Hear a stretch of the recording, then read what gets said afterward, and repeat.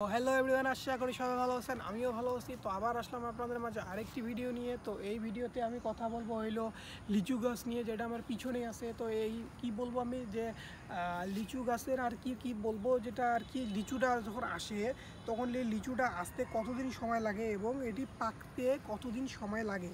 তো এবং ওই যে লিচুটা আছে ওইটা দেখতে কী রকম হবে সেইটা এই ভিডিওতে আমি বলবো।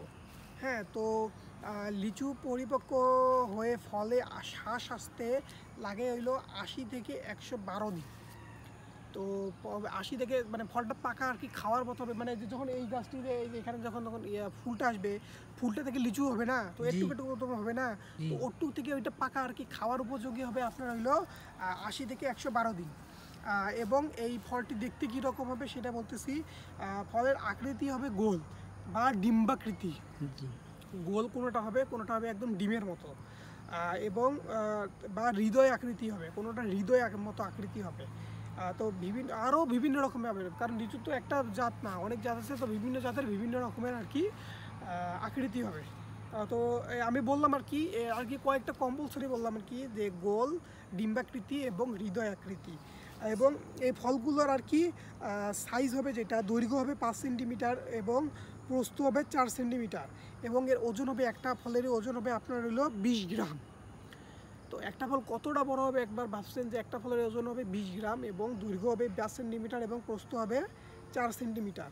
তো পাতলা ও শক্ত আবরণটি অপরিপক্ক অবস্থায় সবুজ থাকবে, মানে হইলো ওই যে উপরে আবার শক্ত আবরণটা আছে না, ওইটা যখন কাঁচা থাকবে তখন থাকবে হইলো সবুজ, এবং যখন পাকা শুরু করবে তখন পাকার পরে সেটি হবে লাল অথবা গোলাপি লাল, দুইটা হবে, একটা লাল হবে আর একটা গোলাপি লাল হবে, এবং মসৃণ বা স্ফীত সূচালো আবরণ তৈরি হবে। মানে ওই যেটা বলা হয় আর কি, ওই ছালের গায়ে আর কি কিছু সূচালো কিছু আবরণ তৈরি হবে যখন এটা পাকা শুরু করবে। যখন কাঁচা থাকবে তখন একদম সিম্পল থাকবে আর কি, যে ছালটা কোনো কিছু থাকবে না, একদম সিম্পল থাকবে। যখন পাকা শুরু করবে তখন ওইটা হবে আপনার হইলো তখন এটা কালার হবে লাল গোলাপি, এবং কিছু লালের যে ছালগুলো আছে ছালের মধ্যে কিছু সূচালো কিছু তৈরি হবে। তো বহিরা আবরণটি খাওয়া যাবে না, কিন্তু সেটি বহিরা আবরণটি কিন্তু খাওয়ার জন্য না, মানে যেটা সূচালো এটা, এবং তার ভিতরে যে সাদা অংশটা আছে সেইটাই খাওয়ার উপযোগী। তো অবশ্যই আমরা ছালটা ফেলে তারপরে আর কি ওই সাদা যে আঁশযুক্ত থাকবে ওটা খাবো, এবং আঁশযুক্ত সাদা আবরণের আঁশযুক্ত ভিতরে একটা বিচি থাকবে, ওই বিচিটাও ফেলে দেবো।